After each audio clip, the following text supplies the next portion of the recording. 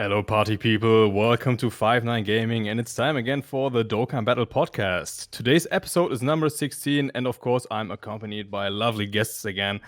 Say hello to UK's global Super Battle Road King, the Mass Ningen. Yo, how's it going, everybody? He got kicked out of the International Tournament of Power, but not out of our podcast. Please welcome back, Gale Riot.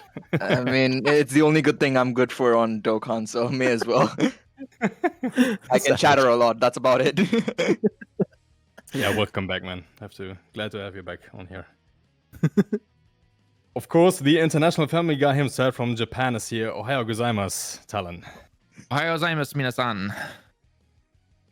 As Tsunrami always states, this man needs no further introduction. Say hello to the homie Goresh.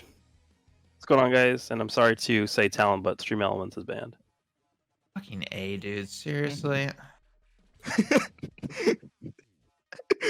I don't know if you're lying because I know Truth probably got you in on that. Why am I involved in this? What are you talking about? It's you, Truth. It's always you. Always It's me. always you. Always you. Oh, no. All right, and last but not And least, by the way, I know you're lying, so. You checked. Don't lie. Chat. And literally the chat in front of me. So yeah, technically I did check, but that's all I had to do. Okay, so yeah, and last but not least, the LR Super Battle Road God is gracing our humble podcast again. Welcome, The Truth. Hello. I'm here. Yeah, my name is Sunblade, and I will be the MC for today's podcast again, called A Stone in the Wind. If you guys are new to the 5-9 network, make sure to check out our link tree. Through that, you will be able to find all of our social media presences, our Discord server, and our website. Make sure to check that all out. And before we actually jump in, make sure to check out our Dokkan Battle tier list series. Goresh, Truth, and me kicked things off with the summonable LRs that came out in 2020. So make sure to check out that video, since we get this request on a daily basis, basically. So, yeah, with that said, let's start with today's podcast. And yeah, the topic number one are the refunds for the global version of Dokkan Battle. And yeah, if you summoned on the New Year's Step Up banner, you got the stones back from Akatsuki. And yeah, the question is the 300 stone meme finally dead? Yeah. Ningen, you play on global, so go ahead. We can only hope. Because it's one of those things that's been going on for the longest time. And like a lot of memes, I guess it was born from most people not even really knowing the situation. But hopefully now, this with this being the first time that something like this has happened on global, hopefully now it can finally be gone forever. Yeah, You know there's what? actually one. Yep, go ahead. I was Well, gonna say, you know why it won't be gone forever? Because we're talking about it every week. Yeah, Well, true. I won't say only that, but also because technically the issue that JP got the 300 stones for isn't the same issue we had on global. Our situation is more similar to the Rose banner, Yeah. and the 300 stone thing was with Kefla's banner, and that's a different issue entirely. So people are still going to harp on about it as well because of that. Or they'll say, oh, it's a different situation. We should still get 300 stones, yada, yada, yada. Probably is my best guess. Yeah, any thoughts from the JP guys right here, Talon or Truth? No, that meme will never die. It's too old. So, the only way that meme could actually die is if all of a sudden Global just got random 300 stones in his box, and it's just like, actually, this is how it would do. Akatsuki would literally just say, "Global, shut up already. Here's the 300 stone meme dead. Kill it already." There you go. That's how you kill it. They would acknowledge it because they would know about it because of whatever spies and everything. Everyone would I just thought it have. would've been cool. It Like, would have been cool if they would have given out 299 stones. I would have liked that. That would have been great. Oh god, yeah, global shaft. Everyone would be. No, they should just give everyone 300 stones, and then the description, like on the thing in your gift box, would just be like, "Could you guys please stop now?" But yeah, the question is, did Akatsuki handle everything correctly? Because as far as I'm aware, they didn't reset the steps, right? Mm. No, they So didn't. yeah, That's the one thing they really should have done. yeah. I mean, to counter that, from a business standpoint, I can see why they did it, because the more people think they summon did. on this, the more people summon on this banner, the less incentive people have to summon on other banners that may feature the same units. So I can see why they did it, and I mean, they've already given people out, free units effectively because they've refunded all the stones. So going that extra mile would have just hurt them even more, arguably. So I can see why they didn't do it. Should they have done it? That's a different point altogether, in my opinion. Yeah, I can see arguments on for both sides, but obviously, if you did the rotations, like you said, you got all of your stones back and kept all of those units. So the steps not resetting is not really an issue, because if you wanted to do them, you already did them. And Right. then you just And get come on, your the stones amount back, of people which that is would nice. have actually pulled the God Goku, which is the whole reason this thing came up in the Yeah. first place, is Yeah. minuscule compared to that. I Yeah. mean, you got all your stones back. So, I mean, I think you have to be that rare person. I know some people who did, but you have to be that rare person who pulled the Tech Super Saiyan 3 LR Goku, and who was supposed to be LR UI Goku. Yeah, That's if not you right. if you I pulled do him know in people who steps did that, 1 but to 4, yeah. I mean, if you are one of those people, sorry to say, you're just that unlucky. I think for me, when it comes down to if they should have reset the steps or not, Mm-hmm. I wanted them to do that just so that they could like do a complete reset on everything that happened. Right? That's Yeah. the way I see it. And really, it's their fault that this happened in the first place. So I don't really see a problem in them doing that, because it's they have to correct the issue. Yeah. So I think, I understand the argument for them not doing it, because technically you have the same chance of pulling the LRUI Goku on the banner post step ups as you do during slots 1 through 9 of every step. But it's just the concept of them just doing a complete reset on the banner that I think would have made more sense if they just reset the whole thing. Yeah, So 'cause now it was their that you- mistake. They actually messed up, right? They made a mistake with the unit on the banner. There's no reason they couldn't have just done refunds and then reset it. Boom. So now that you guys got your stones back, what have you done with them? Did you go back in? I assume not. Did you invest the stones on the current Dokkan Festival banner, or are you saving? So Yeah, so I did one rotation. Like it was one of those things. Obviously, hindsight's 2020. I wish I'd done all 3 rotations just so I could have got some free units. But the banner wasn't that great for me. But obviously, once people started speculating about what was going to happen, and I decided I could, on the off chance nothing happened, I could spare 200 stones. So I did one rotation. So obviously I got those back. Didn't really get anything good from that rotation, but yeah, I put those stones basically straight back into the Frieza banner, and didn't get anything from them. So Yeah, I was gonna say, I mean, me personally, I didn't summon on the banner, so I didn't get any stones back. But for most players, if you went through the steps and then you got your stones refunded, so 600 in total, right? I would recommend either one of 2 options. Use them on the Frieza banner, because that banner is very, very good. Or you could save them for something else coming up that we don't know about yet. Because right now, when you consider the timeline that Global has, nothing really super hype is coming out until July. Yeah. Right? But I would be hard-pressed if they didn't release some kind of Global first in between now and then. But I think the safest option is to save for the anniversary, but I know most people can't, or just, it's not fun to do that. So someone for the Frieza banner, I think, is a good option, or you can just save for whatever is coming. Yeah, I think a lot of people are in that sort of saving mindset. It's really good, because obviously if you did summon, you got them all back. It's the perfect opportunity to just now save them for something else, because there's I know a lot of people, I've seen comments, a lot of people are hyped for units like the Super Saiyan 4 Gogeta and obviously LR Teles or Jiren. So Super just Saiyan 4 Gogeta having... is a good option, but the thing is, I don't think his banner is nearly as good. Yeah, as the Frieza his banner's Oh, not great. Yeah. banner is garbage. Ugh. But people want him. Want to get so... spooked by Tech SSJ for Gogeta though? Oh yeah, we just want, I'm sure everybody wants another 10 copies of him. Yeah. Hey, he's a gotta free prepare that Kai SA for farm. the int one. Yeah. Yeah, I'm But yes, saving I think my saving them is probably the best idea. Yeah, I'm personally also saving my stones. I only managed to do one rotation. I was at that time I was going in with 0 expectations of a refund. Honestly, I wasn't. I mean, the obvious situation was gonna be that we were gonna get a refund, but I just wasn't sure. So I was like, you know what, I'm just gonna do I did my one rotation the moment it stopped, and then obviously got my stones back, but yeah, even I'm saving up right now. There's no reason for summoning. I'm probably throw a multi on Frieza later tomorrow or something. I don't know, but not really gonna worry about spending it all right now on the current banners. Yeah, that's the Yeah. thing. It was hard to tell, like at the time, what was going to happen because this has never happened on global Yeah. before, and obviously you didn't want to be, you didn't want to be in that situation where you were like, oh yeah, we probably are going to get a refund, so let's drop 600 stones, and then they give you like they give everyone like 50 stones compensation or something. So it's I wish I'd done them all, but hey, there you go. Hindsight's 2020, like you said.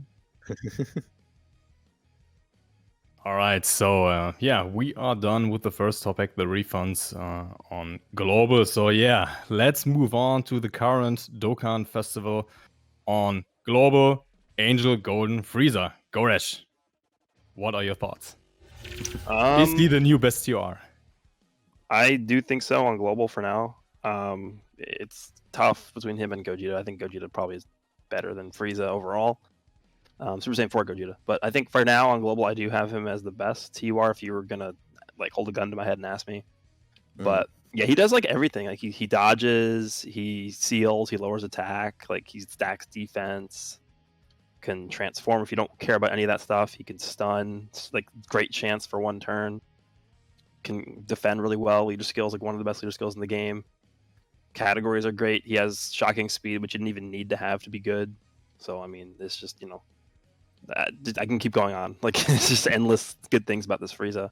Yeah. There's not like one part of his kit where you're like, oh yeah, like they really shafted him here or they really shafted him there. So I feel like that's a good representative of how like versatile he is as a unit.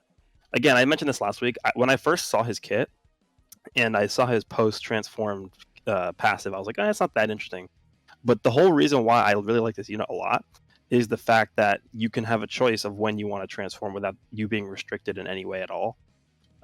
So again, it determines on it depends on what event you're going up against. If you're going up against a longer event like Infinite Dragon Ball History or Legendary Goku event, you can just choose not to transform and just stack your defense. So if you're going against Super Battle Road, maybe you stay in base for one turn, and then the second turn you transform, and then at that point you're taking no damage. You're stunning. You're doing like 5 million plus attack stats. It's it's an interesting concept for a unit. Well, so one of the things that I think is really good. So obviously we talked about him a little bit last week because we sort of knew what he could do. We've seen, even before he comes to global, obviously we've seen like the rainbow showcases and stuff. He's one of those units, and there's been a couple over the last year, I guess, where because I haven't gone super deep on his banner, I did get the one copy of him. And even at 55%, like he's ridiculously good.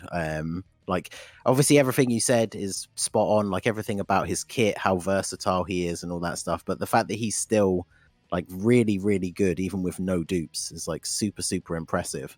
And one of the things that I think is really good, which it's one of those things where it's like it almost seems obvious, but sometimes you don't notice it until you play with it yourself. But one of the things I actually really like about him is the different options you can get with his team building.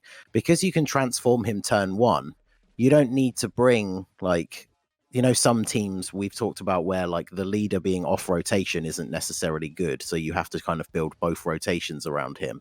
Well, Frieza, he obviously doesn't offer any support or anything like that if he's a third slot floating unit. But if you wanted to build his team and have one rotation just be whatever, random units that are on his category, you can run the other rotation with your one and the friend one and just transform one of them straight away. And then they're their perfect link partner for each other. And then that's actually a really solid rotation and you can activate that on turn one. So that's another thing that's really, really good about him. So, yeah, true. Obviously, you have this unit rainbowed. Would you say that he is a must summon on global right now? Man, it's tough because normally for me, how incredible the unit is, how amazing the unit is, blah blah blah, you go on and on. That's not enough to summon.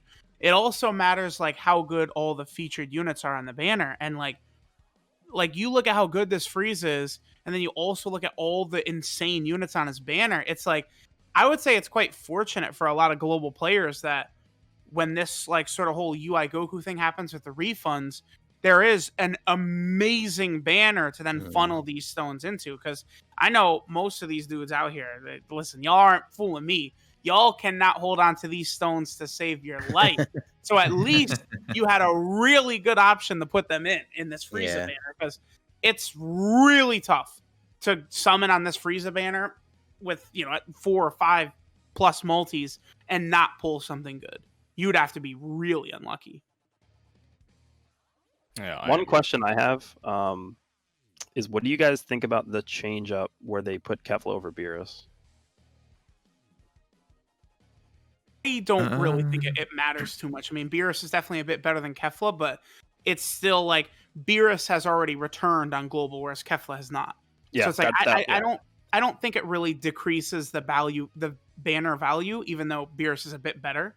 If that makes sense. I think Beerus is way better, but I think the fact that Kefla has come back way less than Beerus makes the banner probably better than if Beerus had come I was back gonna again. say, because it's her first time back, isn't it? So Besides the step up, yeah. Wow, yeah. So yeah, it does, even like you said, even though she's not as good as Beerus, there would obviously potentially be people out there who maybe got their one copy of Beerus if they don't summon like So wait super a minute. crazy, but didn't get Kefla. So Wait a minute.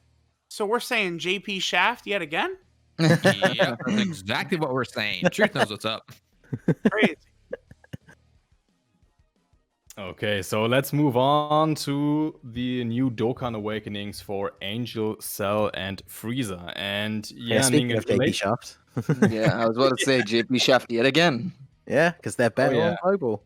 Oh yeah, So- Very slightly though, very slightly. Very slightly. So obviously the Cell doesn't really, like, the difference is incredibly marginal. It's like he gets, what is it, lowers, it's just lowers defense. It's not even 0.5% lowers better on global. Yeah, exactly. Whereas Yeah. the Freezer, even though his chance to stun isn't super high, obviously for things like Super Battle Road, like any chance to stun could potentially be super useful. Like for someone who maybe you're one of those people out there who still is struggling with extreme tech, like those random stuns occasionally going off could be what helps you to beat that run for the first time. So the Freezer is definitely significantly better. But then on the flip side, the weird thing about their team building is obviously they both have that part of their passive where you get like an extra effect if you have a full other World Warriors team. But then the Frieza shares the same name as the new Frieza. So it makes the build for that team a little bit weird. You have to run like a Goku lead and then maybe bring like a Frieza friend if you want to bring that tech Frieza on a full other World Warriors team. And between him and the Cell, he's the one that probably suffers the most from losing that, because attacks effective against all types on the Cell is obviously quite useful, but the Frieza gets like 40% damage reduction, which for some of the harder modes would obviously be a really, really useful ability for him to have, but it's quite restricted in the teams where he can get it. But obviously they're both pretty solid units. They're infinite stackers, so obviously they don't look super impressive on like turn 1 and 2, but in longer events they obviously hold their own pretty well. And Cell has big bad bosses, which is obviously nice with the link level update. Any unit that has that link is significantly improved now, so they are both solid, but not obviously like amazing units. But yeah, they're both pretty good. Question I have is, why even bother making them different at all if they're not even going to be like significantly different? Like Physical Goku Black was, I would argue, significantly different on global, and so it makes sense that they kept him that way. But for these units, like lowering defense, like okay, thanks. Like, why would you even keep that the same? You on mean global? you don't like lowering defense? The best effect in the entire game? Yeah.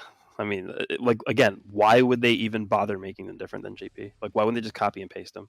Yeah, it's weird because it's like we talked about with not just like the differences with Goku Black, but like with EZAs where they keep negative effects that the unit had before. They just seem to be very weird about not removing things from cards. So like because the SSR forms, when they came out on global first, they had those abilities as part of their super attack, and then when they came out on JP they were very different and they didn't have those effects. I just assumed that when we got their awakenings, I mean, like you said, they would literally then just become the same as the JP versions, but because they had those random little extra bits on the global version of the SSR, then they just decided to keep those for some reason. I mean, for the Frieza, like I say, it definitely helps, but the Cell one, it's pretty it's pretty pointless. So, Talon, those Dokkan Awakenings are out on JP for quite a while. Have you used both of them? What are your opinions about those Dokkan Awakenings? I've used both of them, but unfortunately, they're just on a category I don't particularly care about. So I'm referring to the Otherworld Warriors category. So because that is the best place personally to run both the Frieza and the Cell together. And they're very solid units. They are. And probably just over time, if you've been playing for a long time, a lot of people will get them. So, they're very good units to bring along for a lot of events, especially because they stack attack and defense for those longer events if you have trouble with those. And then for Super Battle Road, they can definitely help in some areas. But overall, they're just, kind of personally whatever to me still personally. So Yeah, I agree. I have a question. I don't think we discussed this when they originally got their Dokkan Awakenings on JP. You know how we have GT tags with characters that are from GT, so like Vegeta GT, and so on Yeah. and so forth. Why don't they do the same thing with Super and Z? It would allow us to use a lot more variety of units, especially, let's say, when the Vegetos get their EZAs down the line, the base form Vegetos. We could use that with the Vegito Blue from Super. It just allows more variety rather than having the same name issues again. And obviously, there's a distinction between Super and Z, and just like Z is to Super, Z is to GT, right? So why don't they just, or do you think they'll ever do that, or why isn't it done yet? Yeah, I feel like because they didn't do it to start with, I can't see it happening in the future. Because I think that was one of the things that we assumed back when we were waiting for when like Blue Gogeta and Broly came out, because there's not very many names across the different Brolys. A lot of people thought he was going to be called like Super Saiyan Broly brackets Super or something like that, and then obviously because he's not, you can't use him alongside like the Tech LR one, for example. So yeah, I've always kind of wondered why they didn't do that, because like you said, they do it for GT, but they don't do it for Yeah. Super for some reason. Another weird thing that, like, one of the reasons why people think they might thought they might have done that is because in Heroes they actually label every single Broly movie unit BR after their name. Yeah. So it's kind of a similar thing too, because it just differentiates them. And even in Heroes, like, there's no merit to being named the same unit. Like, you can use the same card 7 times on your team if you wanted to. There's no restriction. And they, even with that no restriction in place, they still gave them that like label on their name, BR. Yeah, So it would make a lot more sense if Dokkan did that, because it actually does matter in this game. Yeah, because I remember we were talking about when the hero stuff came out, didn't you say the Gohan that is the one that goes Super Saiyan 4 in Heroes is actually Gohan like GT? Yeah, he is GT Gohan. Yeah. So yeah, so it would be good. There is a Zeno Super Saiyan 4 Gohan too. So when we eventually get that in Dokkan, if we do, they're gonna have a name issue. Well, unless they go with Zeno, I guess. Yeah. But that Gohan still should be named GT, because that's what he is in Heroes.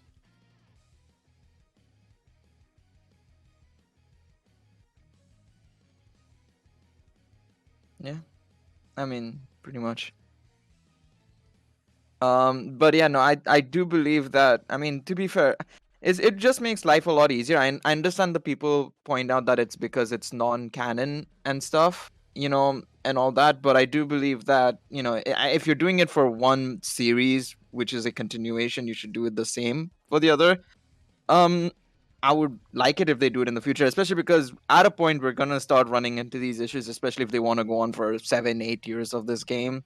It would be nicer to have a segregation in the series, so that people can use these units a lot more than anything else. Yeah. Well, especially because obviously the naming issue has and will always be a thing that you have to take into account when team building. But when you think about the number of like Super Saiyan Gokus there are in the game, like having that extra bit of differentiation would help with team building for a lot of people. Because obviously if you're more limited with your box, then obviously having those extra options with differently named units would be helpful. But I think, like we said already, because they didn't do it right from the start, I can't see them up doing it in I mean, they could, I guess. We've seen like units being added to categories and all sorts of stuff like that, so there's no reason why they couldn't do it.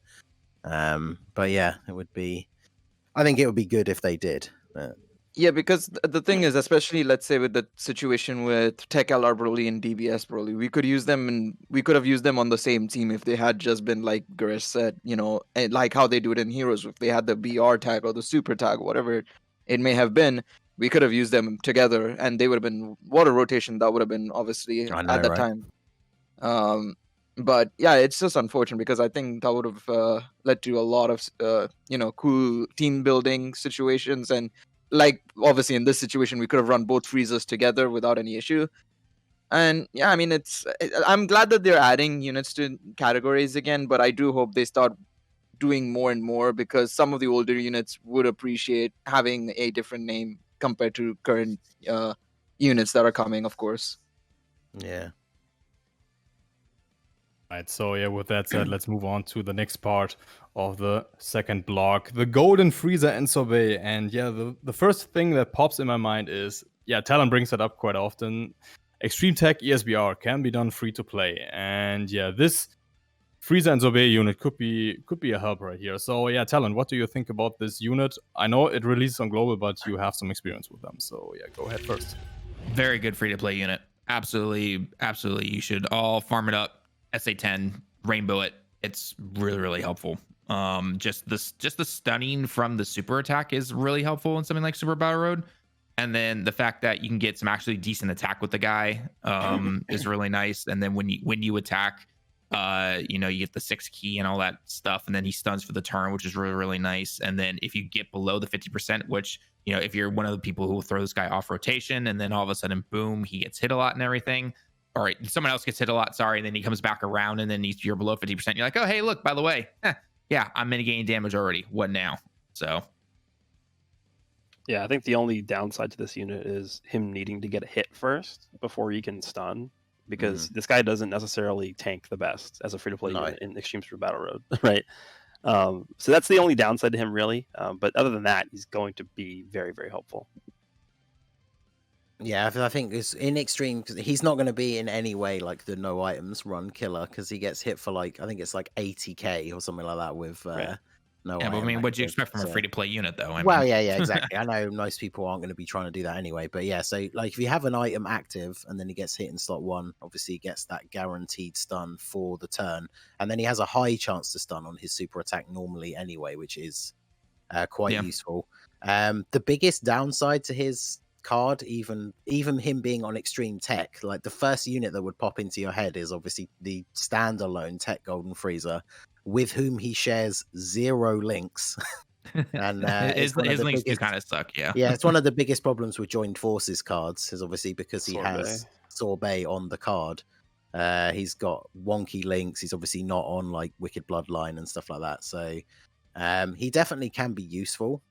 Especially because he is a free-to-play card. Like, he does a lot of good stuff for someone who would need him. But yeah, he's definitely a bit of a weird one. Like, he's got a really interesting kit, but then because of the character, like, choice of the actual card, like with the name, it means he's kind of restricted with the links and the categories. But overall, he's pretty decent.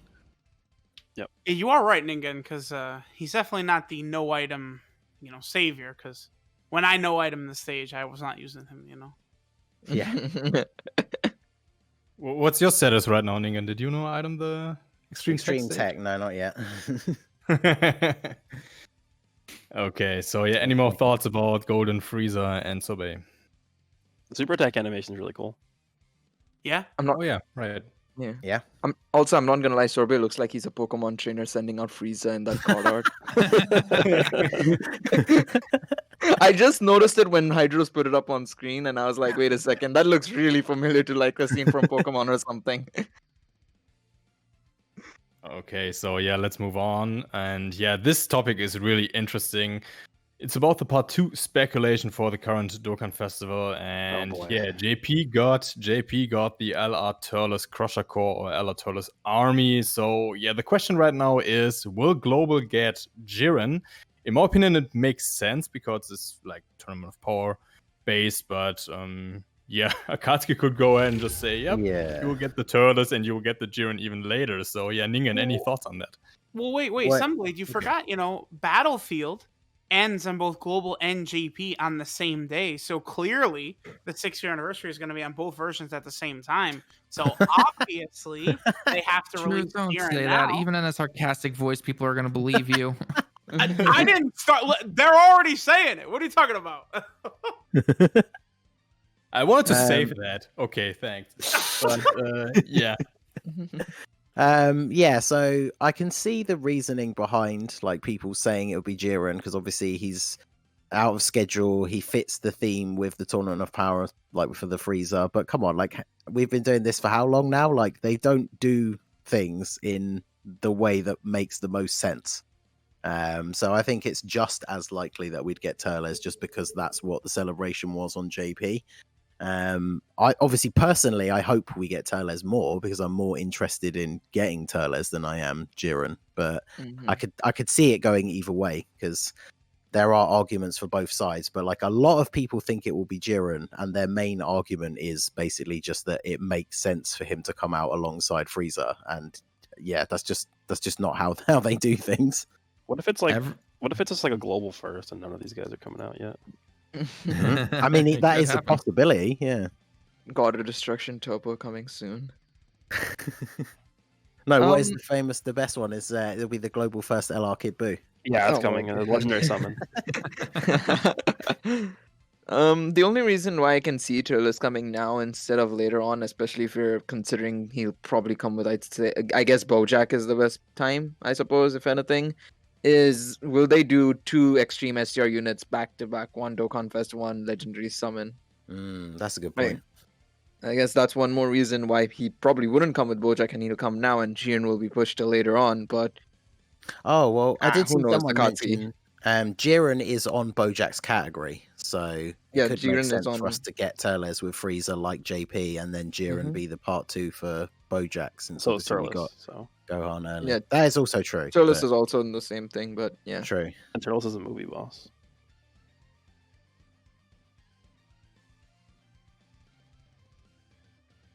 Wait, what's that point to do with this?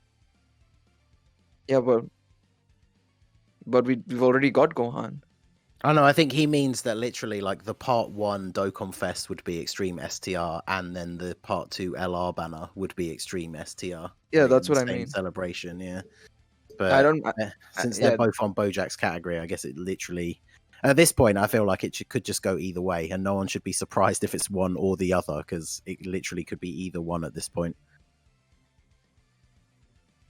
Yeah, with that said, actually, yeah, welcome Hydros to the podcast. Yeah, people are confused in the chat. I can see that. So yeah, it's Hydros. And yeah, from what I'm hearing in the chat, you guys actually want Turles to come out earlier. So yeah, right now on this celebration, right?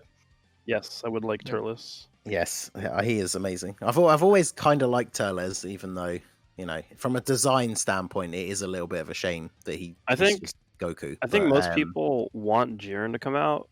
Well, I don't know about most people, but I've seen a lot of people talk about Jiren because they want the Topo and Dispo EZAs for the stone. Yes, exactly. That's the only reason as well. That's it. That's That's the literally only it. They want him reason. to come out so they can get 30 stones from the EZA. That is the only reason. Because otherwise, I better see Global hit top grossing when Jiren comes out with how many people say, I want Jiren. It's like, no, you don't. No, Yeah. you don't. All right, so yeah, let's move on to the next section. And yeah, Global will get the best event of all time, the 200% event. Yeah, basically the nuking event, where you are not allowed to bring the actual nuking units or the nuking leaders. So yeah, Truth. You play JP, you already experienced this event, so yeah, tell us about them. Well, Global has an advantage yet again. Because they ban most of the nuking leaders for this event. When it first came out on JP, all the players were running Goten as the leader because he was sort of the best nuking leader for it. But halfway through the event, Candy Vegito got his EZA. So now he's by far the best unit to run. And Global is going to go into the event the whole time having that EZA Candy Vegito. Sort of as the nuking leader to allow you to easily hit those points.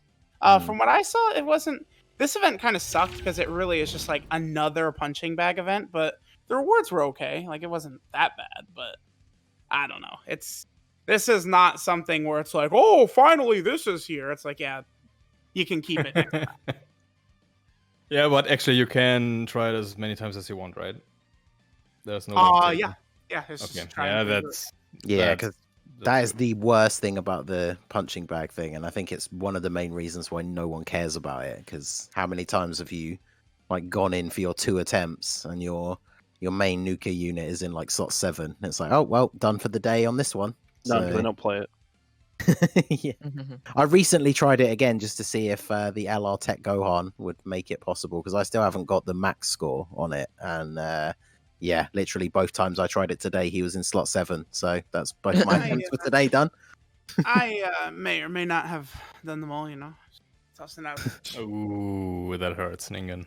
Well, that's the thing, because I know there were up until, I don't know if it's up there, I don't know how many units there are now, but I know people were saying it was possible, or has been possible for a while, with either LR Goku and Frieza or the Int LR Gohan. But since I think I only have like one dupe in both of them, so I've just never. I don't know if it's even possible to get the perfect rotation with only one dupe in them and actually get the max score. But I've certainly not been able to get that RNG yet, unfortunately. You can do it with a lot of units now. LR Rose can do it. LR Super Saiyan 3 Goku can do it. After the link level update and equipment combined, it's rather easy. It's just resetting until you get a good rotation. That's all. Yeah, and just that's the thing. The fact that you only get the 2 attempts, it's like, because sometimes like we say, it's like the unit being in slot 7 isn't even the only issue, because sometimes if you get them in the first rotation but alongside like no orb changes, then again that's another dead run. Like there's almost only 1 or 2 setups of where the units need to be exactly, and if you load into the event and that's not the setup you have, then that's it. That's that run essentially dead. I think the bigger problem, it should be 3 turns long. Mm. Like you shouldn't have a unit start out in slot 7 and the run is dead. Like it's stupid. Yeah. So yeah, Talon, any thoughts from your side? Have you played the event? Did you get all the rewards? Any tips for the guys out there?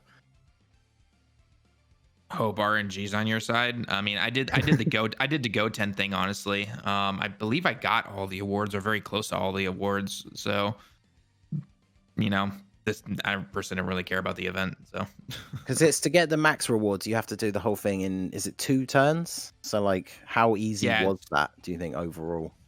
Oh, I remember there were a couple of them I could do no problem, and then the rest of them I either didn't really try doing or I couldn't do just because I didn't have one particular unit to do it all. So I was just like, okay, whatever. Okay, so yeah, let's move on from this horrible event. I agree. They can delete it. I don't care.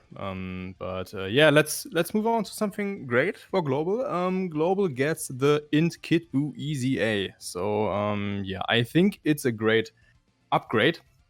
But Gale, like, are you a Kit Buu fan? Are you excited about this Easy A? What are your plans with him? I'm looking forward to it personally. I mean, I still have to work on my Buu team as a whole in terms of link levels and everything, but he'll be a solid addition. I mean, especially with, link levels helping that team out specifically so much now with Ki and everything. Plus, obviously, his EZA just inherently gives him Ki now. When you're HP 70% or above and HP 50% or above, I think it is. So overall, very solid. I would have loved him to get a bit more defense, but his attack stat is really solid as well already. So, I mean, overall, very solid EZA. Looking forward to it. It's nothing extravagant like, say, Super 17's EZA or anything where he literally became a monster, or had one of the best EZAs of all time, arguably. But it's solid. I'm looking forward to it. I'm looking forward to him being on the Majin Power team. So Ningen, go ahead. I was going to say the only downside, of course, is if you bring the Int Kid Buu, you can't bring the God of Showcases on your team. So, yep. But yeah, his EZA does look really solid. I was rereading the details like earlier today just to get prepared for it to come out, and I had forgotten about that addition of the providing Ki to everyone. And obviously, like Gale said, with the link update, it's like we were saying earlier about big bad bosses. Like Majin becomes such a good link at level 10 for that team. It makes a significant difference. So for people who haven't link leveled him already, the fact that he does have that little bit of extra key support in his passive is definitely helpful. And obviously he raises defense on super attack. In fact, one of the things I was saying earlier is it's one of those easy A's that I like, where you don't have to completely redo his hidden potential system because of his easy A, which has definitely happened a couple of times. Because obviously he always healed on super attack, and it was sometimes difficult to get him the full key. So I think the best build for him previously was to go with as much additional as possible. And obviously now that he raises attack and defense for the 1 turn on super attack, obviously still heals on super and is going to be doing quite a lot of damage, then I would say he still favors the more additional as the best build. So you don't have to redo his whole thing because of his easy A. So I'm definitely looking forward to seeing what he can do. I'm literally in the middle of link leveling him now because I've been doing it for the last like 2 weeks and he's still got 1 link that is at level 9. So hopefully that'll be done by tomorrow. Welcome to hell. Yeah. Yeah. And yeah, I have a question for Goresh, because I still remember one tweet he did when the Easy A came out on JP. He basically said that there's no reason to run the physical Kid Buu anymore. But to be fair, it was made when the Easy A came out on JP, and it was very early on. Yeah, Goresh, what's your opinion now? Well, physical Kid Buu is good for showcases, like, oh, how high can I get this guy's attack stat? But when you're going into these events that actually require you to play the game normally and like think about what you're doing, like this guy's infinitely better than physical Kid Buu. The only problem with this guy is that he's a support unit, but he's only a support unit for a specific category, right? And then I think it's 70% HP or more. You're giving extreme class key +1. Yeah. I think that key +1 is good enough to where you don't want to run physical Kid Buu over this guy on pretty much any team that I can think of. Yeah, in like harder events and stuff, like it's nice to have that buff from Kid Buu, but the physical one, but he himself will get destroyed in like the later part of hard events. Yeah, so, I mean, physical Kid Buu is a good like Dokkan Fest event character, but when you get into like these events where you get meleeed for like 100k, have fun running Kid Buu in those, like or physical Kid Buu, I should say. Yeah, and just the healing factor as well, because obviously there's a lot of healing on that team. Like if we just look at like say the Margin Power team in general, just from links and passives and all sorts of stuff, like that team is nigh on invincible in certain events. And now that obviously with the leader skills being as high as they are, stats being as high as they are, LRs being on the team, like when your HP for your team is somewhere between 500,000 and 600,000, getting 12% HP back from a super attack is a significant amount. The only thing I will say about him is I believe more than meets the eye. That's a Kid Buu specific link, and then honestly, infinite regeneration is a really good link. But when are you gonna activate that? Is it only Buhan that has that? Buhan doesn't even have that, doesn't he? He doesn't have that. I think the only Buu that's like really worth running that has that link is the physical Easy A Fat Buu, is it? Because the Piccolo Buu doesn't have that, Buu Tank's LR doesn't have that, Buhan Easy A doesn't have that. Like, who has that? I guess Tech Buff Buu has it, I think. Who? Tech Buff Buu. Tech Buff. Oh yeah, Tech Buff Buu does have that, huh? I guess the Tech Buff Buu int Easy A Kid Buu rotation would be pretty good. Yeah, this is basically the best linking partner for the int Kid Buu. Like That's true. That's true. Buff Buu is a good good linking partner for Kid Buu. Absolutely crazy rotation, I can say that. I stand corrected. But that's the thing, even without that, even with like one link not being activated, especially if you have link leveled him, like Margin, the fact that he's got big bad bosses, like he's going to be doing a lot both offensively and defensively.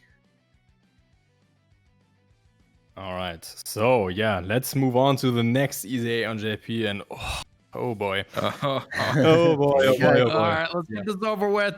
Okay, guys, you know that I'm a JP main also, but I'm not going to comment on that today since I'm the MC. So I let Talon speak here. We are talking you're leaving it to me. No. We are talking about the STR Janemba Easy A. Well, Talon, I have a very important question for you. Is he the best 120% Easy A? Go ahead, Talon. We're all listening. Come on. You're being graded on this response. No, he's not. No, God, no. Team A, what did you do? Okay.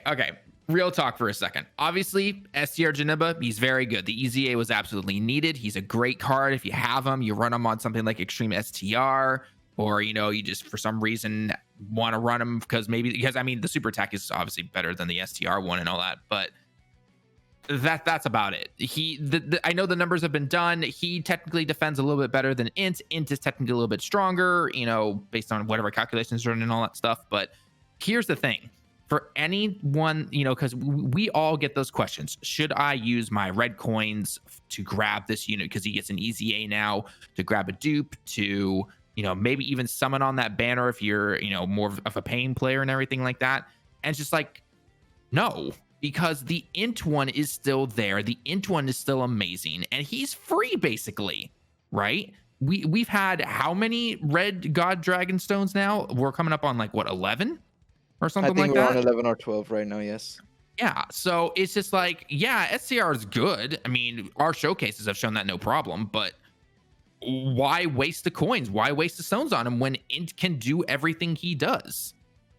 So yeah, that's just it. It's just okay, cool. He has an EZA now. He's basically brought up to where the Int one is. But honestly, just use the Int one. He's free.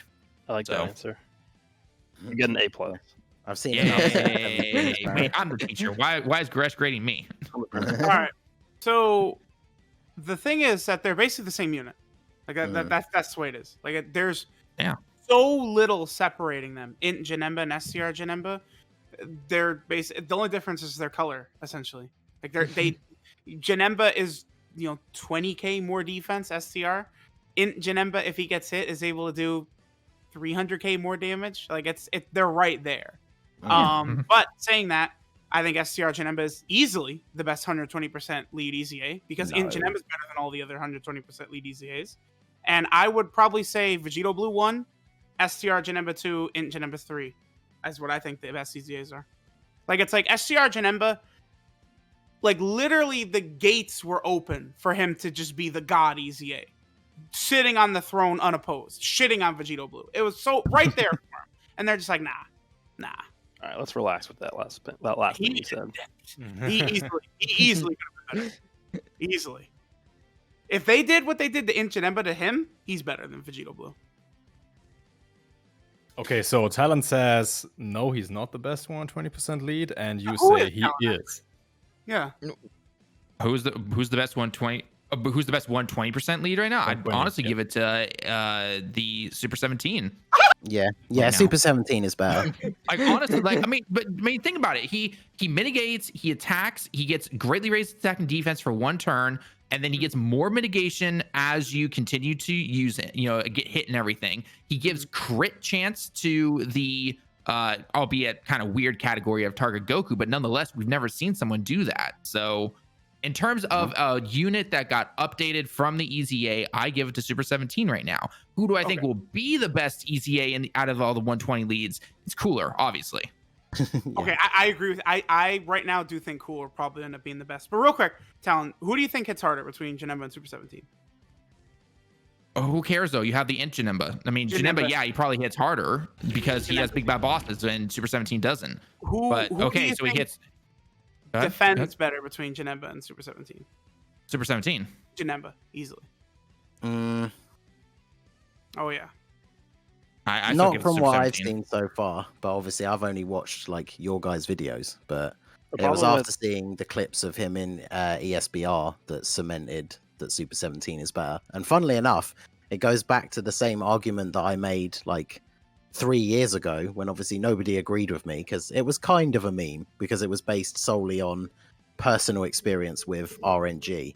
But RNG plays a big factor into units. We've talked about this before with other units. LRUI Goku particularly. Yeah, exactly. So on a unit's best turn, they can obviously be insane if you get good RNG, but you got to think about their worst turns. And back when all the 120 leaders first came out and EZAs weren't even a thing in the game, I used to say, unironically, that Super 17 was better than STR Janemba because STR Janemba used to never dodge for me. If we're talking their worst turn, Super 17 needs the super for a little bit of extra defense. Janemba doesn't. Well, okay, so But if Super 17 obviously raises his defense on super attack, but I would say his Super 17's worst turn is when he's not getting turn attacked one. in slot 1. Yeah, his before worst he turn attacks. is turn 1. This is my point.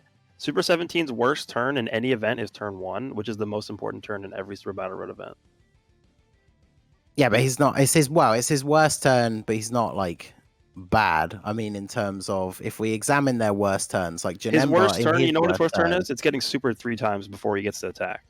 Yeah. Yeah, And but I mean that's any unit's worst turn. Yeah. Like, Okay. Well, within- that Well, yeah. well, You're Janemba- wait, hold up. You're correct. But if you compare that worst turn scenario to Janemba, who's better defensively? Mhm. Well, I'm not sure because in this You're- example come for on. Janemba's worst turn is that he doesn't dodge at all. He's still guarding, So- and he still has 130k defense. I've seen the damage that he takes in ESBR when not It- dodging and not having Okay. supered is quite a in- lot more than I would have expected. I'm not saying Super 17 is bad because I actually No, really I like know. Super I know. 17. But I'm just saying, if you look at their worst scenarios, I think Janemba at his worst is better than Super 17 at his worst. In Extreme STR, Janemba takes about 30k. In the Extreme category stage, he takes about 20k without Big Bad Bosses, double digits with Big Bad Bosses. Is what Janemba does. See, the thing that really separates Janemba is the far superior link set. Janemba has, you could maybe make the case he has the best link set in the game. Like, he works with any villain. Whereas Super 17 is a little bit wonkier. Super 17, I don't think he has a bad link set, but he doesn't have Big Bad Bosses, and that hurts bad. I think that's one of the reasons why they made his EZA as good as it is, because they just had to make up for that, missing that Big Bad Bosses. And that's the thing. Super 17 is insanely good. Like, I think it's Janemba 1, Gogeta 2, then Super 17. It's just STR Janemba's underwhelming, but he is in no way bad whatsoever. It's just he's literally in Janemba again. That's all. Yeah, and again, that is the big thing, right? It's like if you have the choice between, oh, do I need to spend stones or red coins for STR Janemba, or I've got this free int one that's pretty much the exact same units, what's the point? Yeah, this is why I really liked what Talon said earlier, because when you're comparing any unit, but EZAs especially, if you have a unit that has the same name as another unit, you're going to directly compare them to that other unit. Yeah. So when you have STR Janemba and you're comparing him to Int Janemba, the delta is like 1%, 2%, 3%. It's like a single digit percentage about how much better STR is than the Int one. But when you're comparing Final Form Cooler or Super 17 to the next best Final Form Cooler Super 17, the delta is like 50 billion points. Yeah. So It's also why we don't like Super Saiyan 4 Goku arguably has also a very good chance of being an amazing unit, but the problem is, will they make it better than the LR? Probably not. Hence why we can't put him that high up, because he has 150% attack off jump, he gets 30% defense for 6 turns on his super. He has a very good chance of being amazing, but will they make him better than the LR? Probably, unfortunately not. The thing I think that's particularly egregious to me is that they release mid-ass Tech Janemba, Mr. Mid, as I'm going to call him right now, who is on, he's just pointless. It's like, okay, yeah, you get super attack if you get 4 type orbs. Congrats, my boy. Why would they then drop an EZA for STR Janemba and then not have STR Janemba be like a rainbow orb changer to save Tech Janemba? Like, it's completely different if it just has that. Because I don't think Tech Janemba was designed to be ran as a main rotation unit. Then he's poorly designed. Let's release a brand new Dokkan Fest unit, dude. if they want to run as a floater. It's absurd. Yeah. Yeah, we were talking. I was talking about this briefly with Nolar yesterday, and it is the case of they should have. Turles meant to be run as a main rotation unit? I don't think so. Back when he came out, he was. No, he wasn't. No, I don't think he was either. Yeah, well, when he came out, he was one of those perfect leaders that when he came out, because he was a support unit, you could build your team any way you wanted and then just have him as a floater. But he was good enough to be run as a main rotation unit when he first came out. But yeah, the STR Janemba, they absolutely should have given him some kind of thing in his kit to help out the tech Janemba, just not just because of the time of release, but then because it would differentiate him from the int one even more, because they could have made it so that you ideally want to run the STR one alongside the tech one, or more primarily on like a mind and body erosion team, and then the int one would still be like the best option for, say, movie bosses. But yeah, like Truth and everybody's already said, the biggest problem is they're just too similar, so you have no real reason to run one over the other. Well, I would say if you have to float Janemba all the time, so he never gets attacked before he actually attacks, then I would bring the STR one. But this is very rarely the case. I had several team builds on the Mind and Body Erosion where I had the Super Janemba like as a floater all the time, but yeah. Well, I blame Gresh because he said on the last podcast that he didn't want the engine number to be replaced, and here we are. So yeah, that's on you, Gresh. So, Yeah, So I it's mean, just Garesh's fault then. well, what I wanted them to do was not make. The problem is they were already pretty much the same unit before their EZA, so they had to go out of their way to actually make them different post EZA, and they just didn't do that. What I wanted to see happen was maybe make him a separate role than he already had prior to ZZA, and then different role than Int Janemba had. So maybe make him, maybe give him some kind of orb changing abilities so that he's actually different than Int Janemba, not just Int Janemba 2.0. Yeah. That's what I meant by not replacing him. yeah, of course, wasn't that serious. No, I know. Okay, so yeah, let's move on to topic number 6 for today. And yeah, this is pretty big for JP. As you guys might know, the medium chance got updated to 30% for every character across the board. So just go ahead and say like Physical Vegeta Blue or STR Cooler got buffed immensely by that. But let Truth comment on that one. So, Yeah, let me jump in. So what they did is they just made the percent chances universal. So it's not just medium, but it's high. Every high chance in the game is now 50%. Previously, there were characters like Tech Hit and Int Mai who had a 1-turn like high chance to stun on their passive, which was a 40% chance to stun. But that was changed and updated to 50%. All these units like Cooler and Bojack and Vegito Blue now have a 30% chance to super attack on their additionals, because all mediums are now 30%, all highs are now 50%, all greats are 70%. So they just made it very universal. So, they'll tweet out the info and say LRUI Goku has a high chance to crit or something like that. We just know, boom, 50% now. So. Yep. So, what's the consequence? Like, Talon, what do you think of this?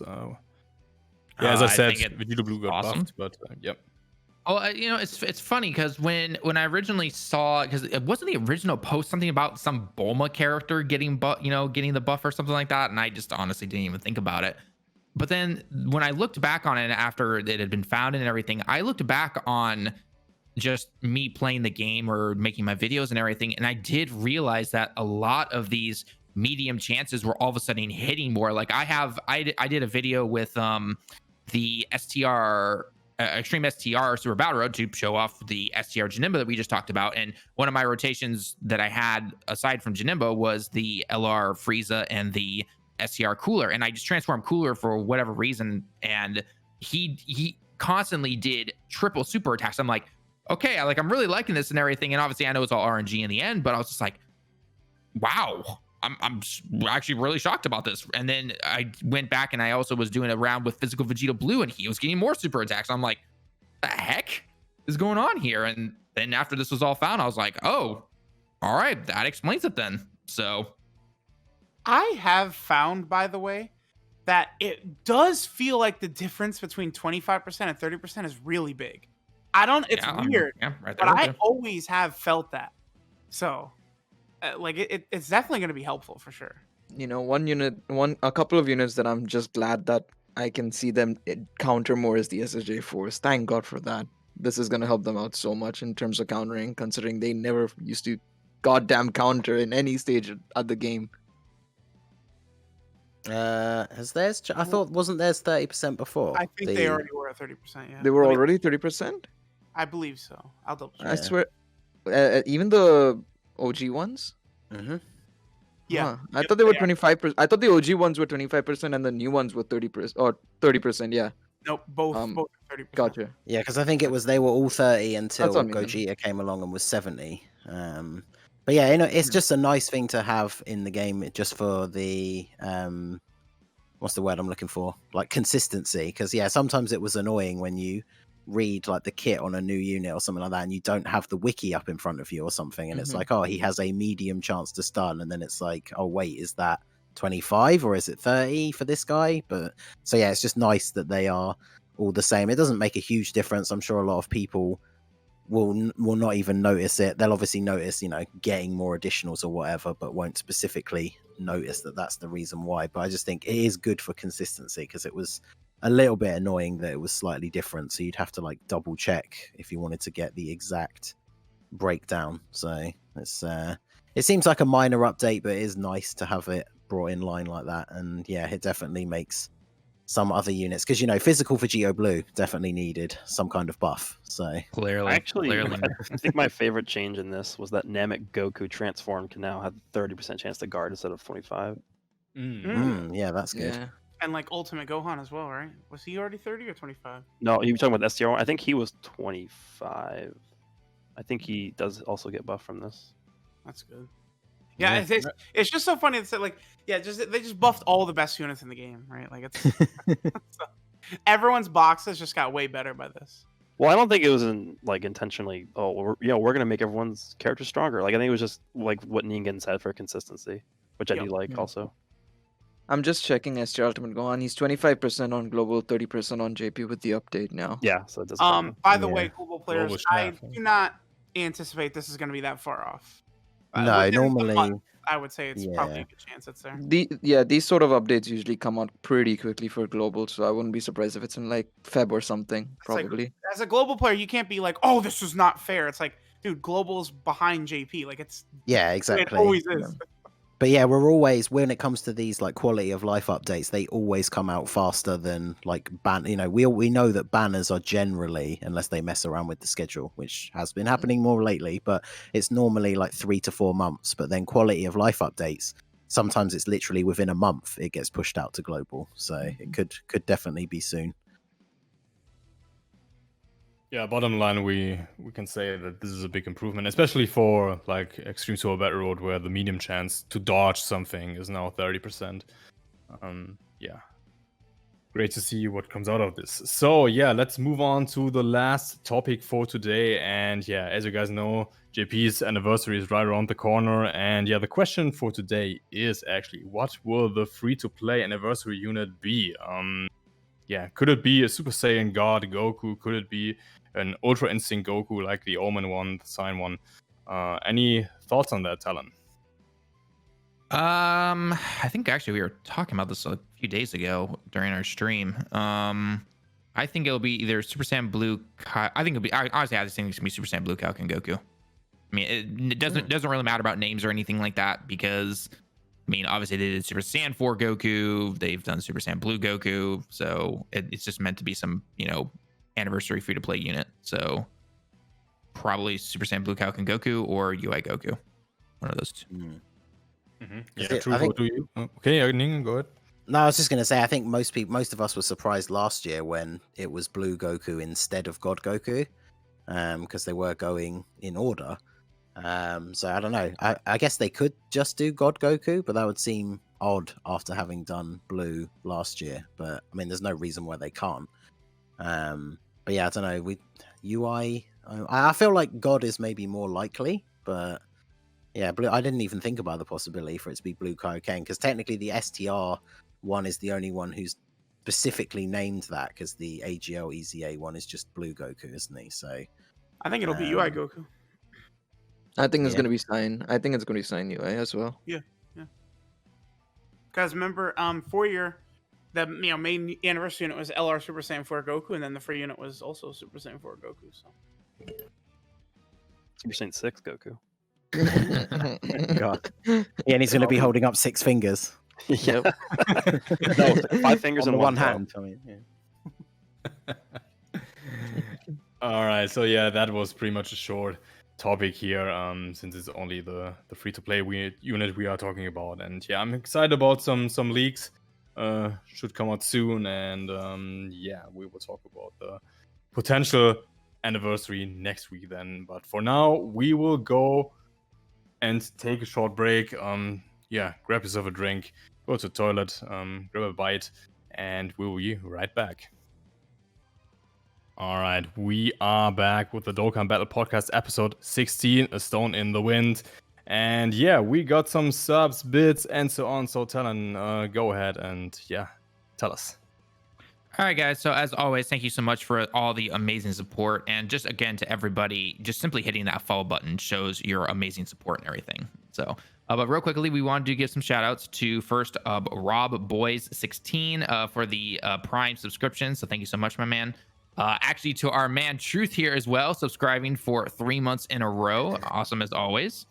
And then from Pickle Bats, he had a 2-month Prime subscription with even a comment saying, "Thank you so much for all the awesome content. I love the passion you have for the game. As someone with 1,700 plus days in the game, I love there's a community as passionate about the game as I am." And then we have some bits from DB0, who did 55 bits. First he did 5 and then 50 just a couple minutes ago. And then Ozman with another 10 bits as well. Thank you so much. All right, yeah, thank you very much for your support. So yeah, let's move on to the questions.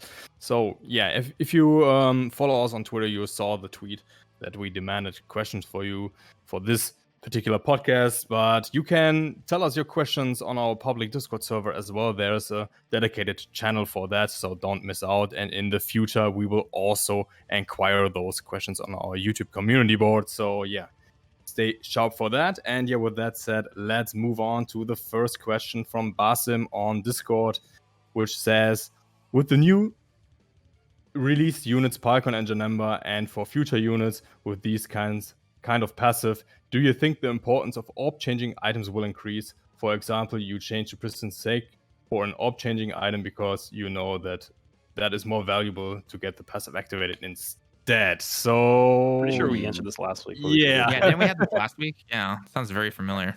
Yeah, we already had that, but yeah, we can revisit that one really quickly. I guess that was a no from it's you no. guys today. It's a no. It's a no unless they make. It's a no unless they make the effects of getting the more orbs like much more valuable.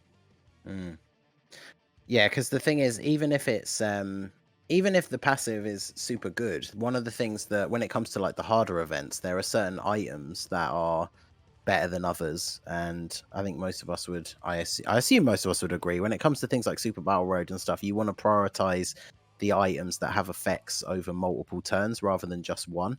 And so then this would be the instance where you're filling up, you're using up an item slot with something that only has an effect in one turn. So in a lot of harder events, there's probably other items you'd want to bring more than that. So it is, I think exactly like Goresh said, the effect would have to be as good as using the item. So if we're getting units where it's like pick up, 6 type orbs and all units get 40% damage reduction, then yeah, absolutely, it would be worth doing that. But until the effect is as valuable as bringing one of those really good items, I don't know if it's the way to go. Or they could just, finally open up those other 2 item slots, or just take them off the UI. But Now we're gonna get more quests, bro. We're gonna get more quests. We're gonna get Shenron again. We're gonna be able to access them soon. Stop dreaming, man. We've been saying soon for the last 4 years. It'll happen inevitably. Right. So yeah, let's just move on to the next question then.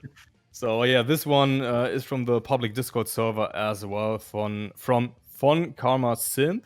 So that question says, if you had to introduce a guild system of some sort for, like, I don't know, somewhat similar to Legends, how would you have it function? So yeah, Goresh, you play Legends as well. So okay. pick that one. Well, I guess they can structure it similar to Legends, where they have like 2 weeks for each season or whatever it is, and the amount of points you accumulate, I guess, at the end of the season would exchange into some sort of like guild points that you're able to accumulate over, forever. You could stock them up, and then there's like a separate. I guess there would be a separate area in the Baba shop where you could exchange them for whatever. I don't think, I don't think it would be that out of the realm of possibility for them to implement this in Dokkan, because it wouldn't change the way you played the game at all. It's just like extra stuff that you would get for being in a guild, and I guess it would also be a tag that you have. So if you're like seeing someone on your friends list, like you would see their name, and then under their name you would also see like what guild they were in. So I guess that would also be like a purpose for that. Anything you guys would like to add? True, if you play Legends as well. I think a lot of things like a guild co-op, there's still some good things that Dokkan could potentially take from Legends like that. And you know, like if you could have like the same point system, like, you know, like I don't know, say if we had a guild for Dokkan, that'd be Crush and Goresh and the summon points in Dokkan, right? Like that'd be cool. I'd enjoy that a lot. So for me, the main thing is it would be a cool thing for them to add, but as long as it, you know, does something more than just being there. Because the only other gacha game that I play a little bit on the side, I play Grand Cross, and like the guild system in that doesn't really do anything, because it's like you go to your guild page, you log in for the day, and you get like a stone, and that's basically it, other than like doing the guild boss thing, which then at the end of the week, as long as you have a total amount of points, everybody gets like a couple of items that are used for like the awakenings and stuff, but the rewards themselves aren't anything like too crazy. So it's just one of those things, it feels like it's just kind of there. So it would be a cool feature to add, but if they do it, like, you know, I want it to come with some, you know, come with something rather than just it's just there and you go to the page every day to like check in, and then that's basically all you do. I could see also. Sorry, I'll just add on. I see guilds. If they do add guilds, I mean, I know it goes back to that whole point of the friend system, but you know, the guild system would if we could use, say, our guild mates units consistently, like you know, right now when you use a friend, you can't use it again. If they add a guild system, you can use your guild mates units throughout the day without any issues. So that would be appreciated if they do something with that as well. It would help a lot as well. Yeah, that'd be cool. All right, so let's move on to the next question from Philip Rodriguez. Question goes to Goresh first. Yeah, it seems you have a fan here. Nobody else say anything. Any concerns for physical coolers EZA after what was released with SDR numbers? It seems that the 120s are unfortunately not all home runs. So your thoughts, Goresh? I don't, because the main concern that I had for the Janemba before we saw what he was able to do was I don't want them to just completely invalidate the int one, but with cooler you don't have that same concern because we don't have another final form cooler that like is good in the game, right?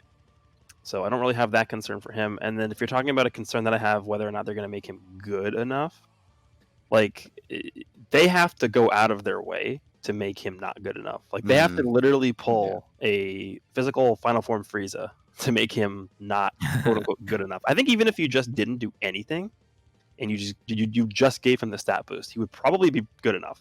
So he would be. Yeah, he would be.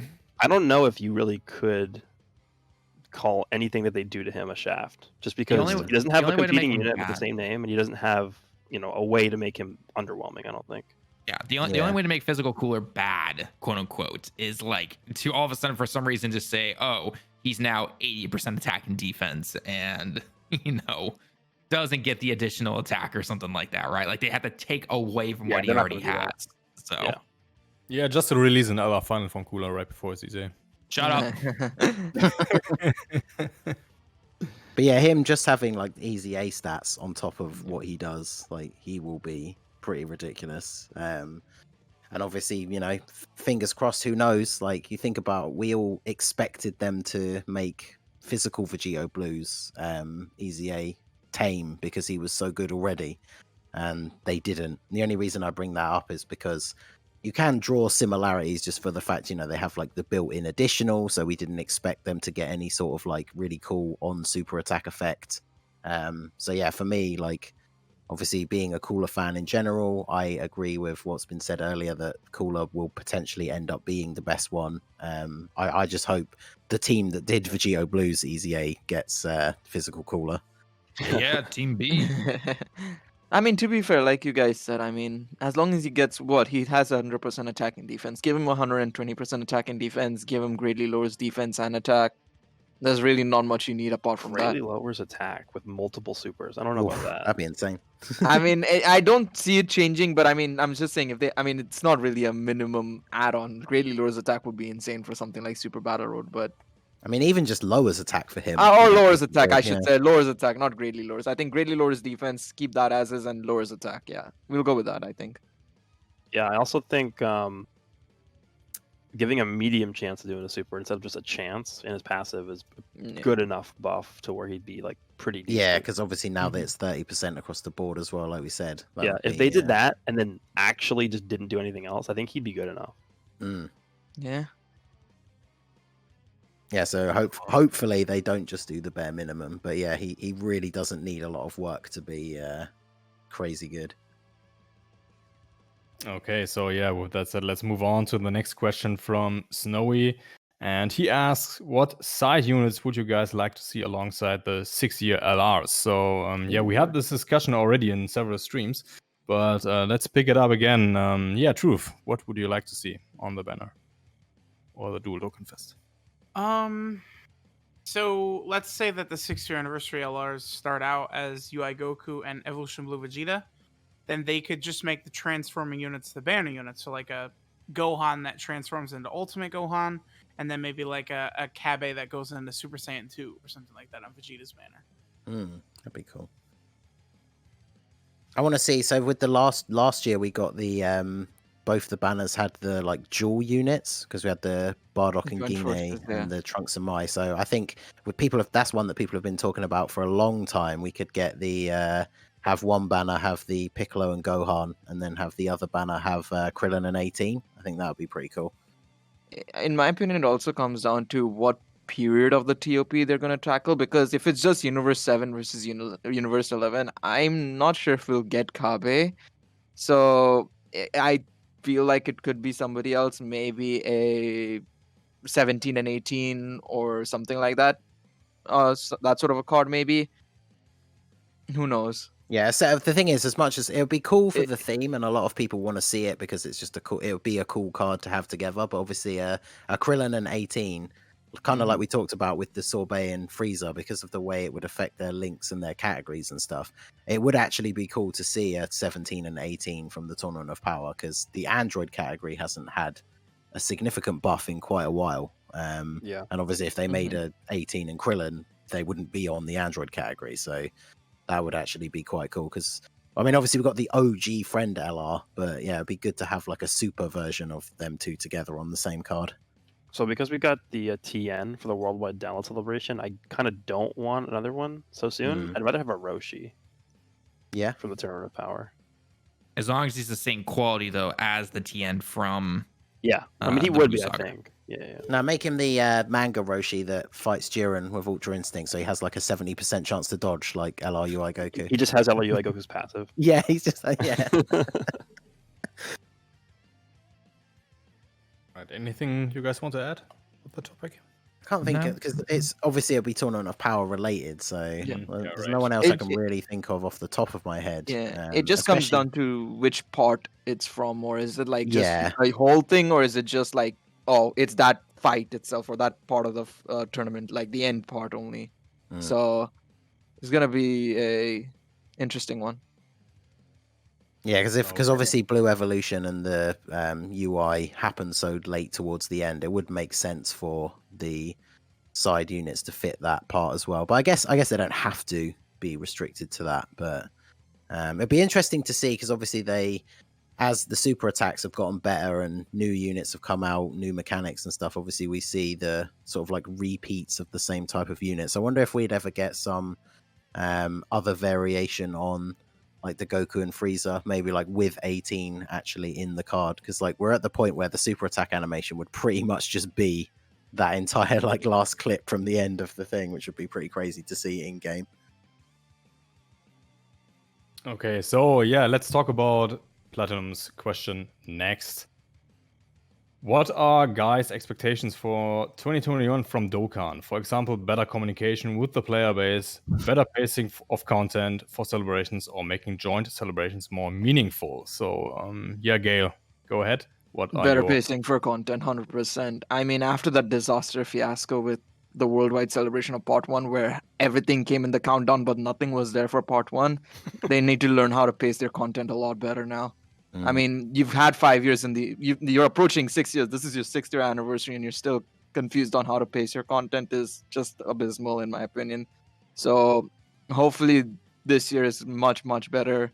And this is their first test with the 6th year anniversary, honestly.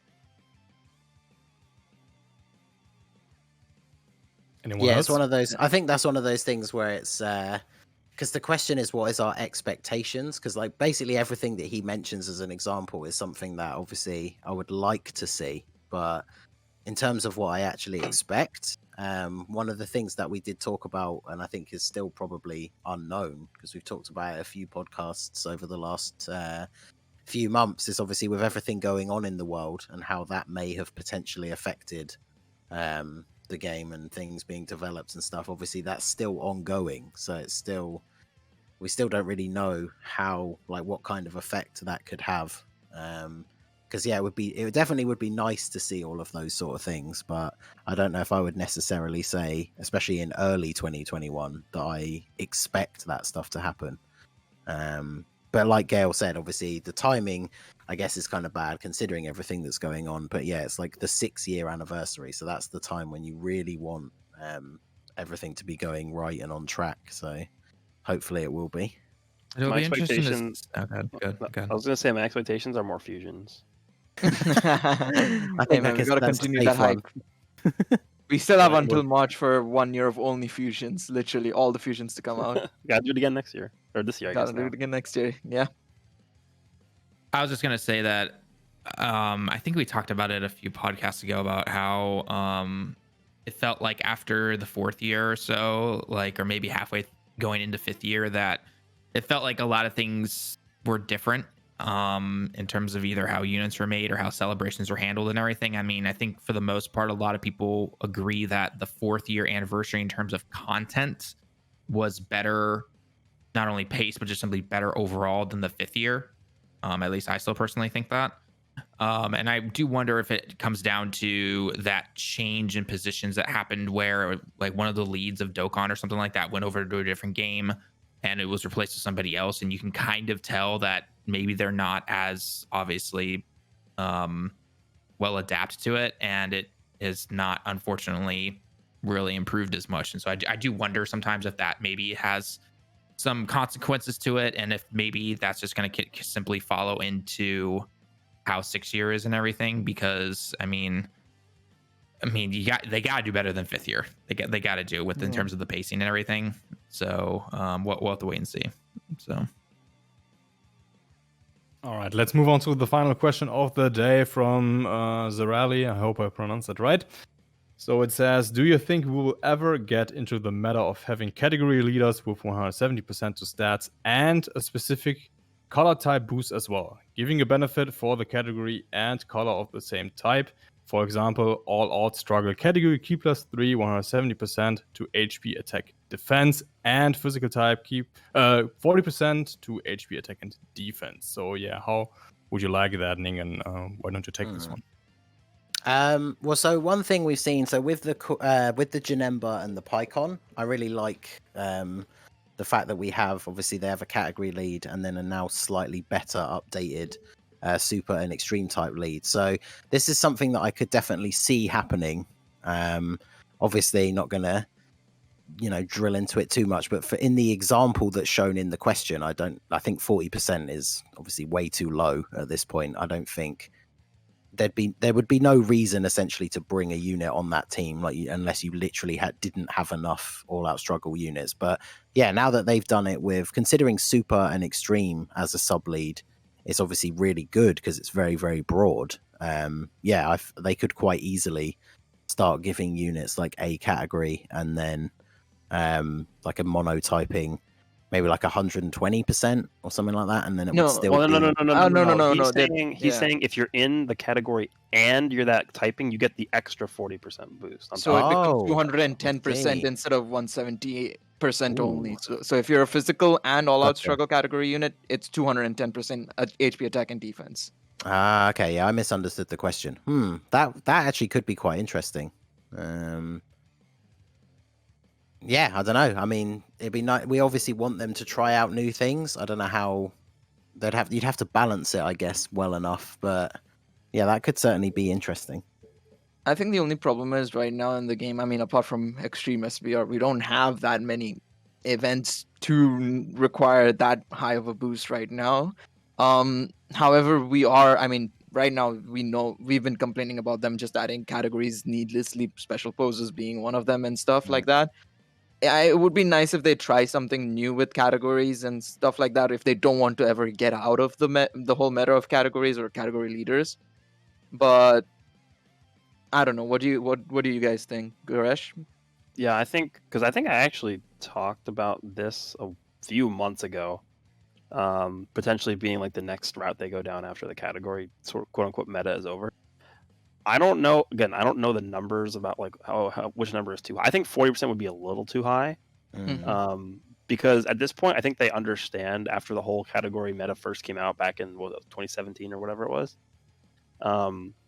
that they need to stop power creeping the game from leader skills, and they should start power creeping the game from just individual units being better. So I don't know if they're going to go down this path or not, but I think if you were going to be like, okay, what is the best way to sort of like move on from the current leader skill meta, I think this might be one of the better ways too. But I don't know how it would fare in the current environment of the game. Truth, anything you would like to add here? Do you like that idea or not? How would you design that? Yeah, it'd be cool. I personally would still just like to see them do more stuff like Angel Gold and Frieza than even like mess around with colors and stuff like that. Like there's just so much like heroes in a lot of these teams. It's just so limited. Just really start making creative like dual category leaders and really start adding some variety to that. I think that's probably a better way to go about it. Yeah, 100%. Because that's the best thing about. Well, I say the best thing. One of the best things about the Frieza and the tech transforming Vegeta is just having the combination of those two categories together. So hopefully we could see that like with the 6-year LRs maybe, because obviously like categories like representatives of Universe 7 is quite small and quite restricted. So it'd be good to have a unit that has that category plus then another category that is a little bit more diverse. And then it helps you out because like certain units that are only on like very small categories as their main teams obviously don't see as much use. So I think that's a good way to keep that meta going if they don't want to transition into something completely different, is rather than just keep adding new categories, like give us really interesting combinations of the categories that exist already.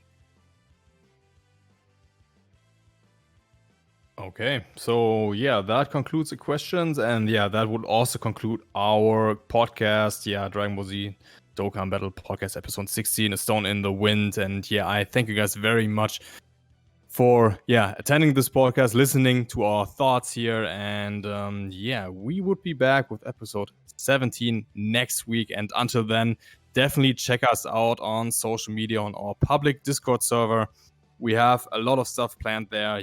We have a community talk in store for you where you can voice your feedback and talk to your favorite content creators. And as I said at the beginning, make sure to check out our tier list series for Dragon Ball Z Dokkan Battle, or something similar will come for Dragon Ball Legends. So definitely check us out on YouTube, and don't miss our uploads. And thank you, Hydos, for supporting today's podcast again. Without you, that would not be possible. So, guys, have a great day. We will see you next week. Bye-bye.